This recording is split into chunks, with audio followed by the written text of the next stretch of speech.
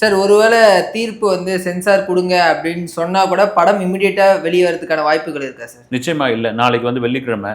நாளைக்கு வந்து மறுபடியும் சென்சார் குடுங்கன்னு சொன்ன பிறகு அது ஒரு மதியத்துக்கு மேல வந்ததுன்னா, கண்டிப்பா ஒரு கட்ஸ் குடுக்குறாங்க அப்படின்னா, அந்த கட்ஸ போய் பண்ணிட்டு, அத வந்து மறுபடியும் ஒரு எடிட் பண்ணி, சனி, ஞாயிறு 2 நாள் லீவு. திங்கட்கிழமை மறுபடியும் பார்ப்பாங்க.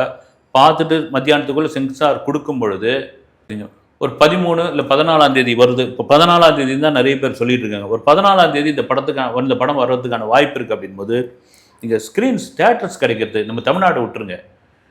வெளி மாநிலங்கள்ல குறிப்பா ஓவர்சீஸ்ல எனக்கு வந்து எல்லா யூரோப்லயும் ஆகட்டும், வந்து சிங்கப்பூர், மலேசியா, அப்புறமா வந்து அமெரிக்காவெல்லாம் வந்து அந்த காசை ரிட்டர்ன் கொடுத்துருக்குறாங்க. ஃபண்டை வந்து ரிட்டர்ன் கொடுத்துட்டாங்க. எப்போ ஓப்பன் ஆகுதோ அப்போ நீங்கள் புக் பண்ணிக்கங்கன்ட்டாங்க. வந்து ரீஃபண்ட் கொடுத்துட்டாங்க. இப்போ என்ன ஆகுனா, தெலுங்கில் வந்து ஒரு 3 பெரிய படங்கள் ரிலீஸ் ஆகுது அடுத்தடுத்து. சிரஞ்சீவி படம், பிரபாஸ் வந்து ராஜா சாப் ரிலீஸ் ஆகுது. அப்புறம் ரவிதேஜாவுடைய படங்கள் இருக்குது. இந்த படங்களுக்கு ஓவர்சீஸில் குறிப்பாக அமெரிக்காவில் அதிகப்படியான தெலுங்கு மக்கள் வாழறாங்க. ஆனால் அங்கே ஒரு பெரிய ஃபேன்ஸ் இருக்காங்க, ஒரு பெரிய வரவேற்பு இருக்குது அங்கே. யூரோப்லேயும் அப்படி தான்.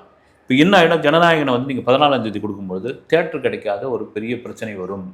அதே சமயத்தில் இப்போ பராசக்திக்கு சென்சார் கொடுக்கல, சென்சார் கொடுத்துட்டாங்க அப்படிங்கும்போது அந்த ஷோவை தமிழ்நாட்டுக்குள்ளே ஆல்டர் பண்ண வேண்டிய ஒரு சூழ்நிலை வரும்.